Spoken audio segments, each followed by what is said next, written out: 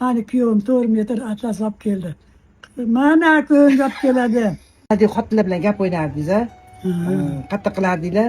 Har kimni gali kelganda o'zini o'yida qilardi. Borini stol ustiga qo'yar edi.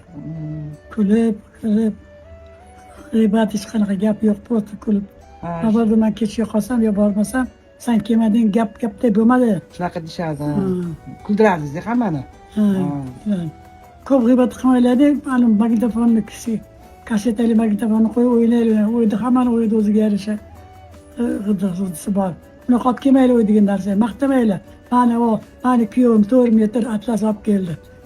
Mana ko'ng olib keladi. Qizingdan berib yuborgansan deb.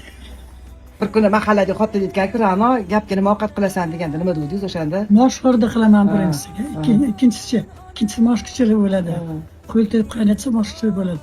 Uchinchiga taraldi moshura 4 ta merish so'rarsam, moshura bo'ladi. O'l, gapni ham ovqatni. Mana shu yoshligimizda qo'shni, qarindoshlar, hali qizlarini, bolalarni maqtardi-da. Esingizdan bizani hech ham maqtamasdingiz. Yo'q, men yomon ko'raman maqtash. Hech kim o'zini bolasini maqtash kerak emas. Rost. Hammani bolasi o'ziga oy ko'rinadi, ko'ziga degan ekan. Mana shu xolalarim kelsa, oldiga o'tirsak, shunda bitta qarashingiz uyga kirib ketardik-a. Gapirmasdan shundoq qilib qarardim. Sho'ynab kelib turdik joyida, non turdik, uzib o'tdik, boshqa ko'rinmadi. Bitta shundoq qarardilar, shundoq qochib ketib ketardik haqiqatdan ham.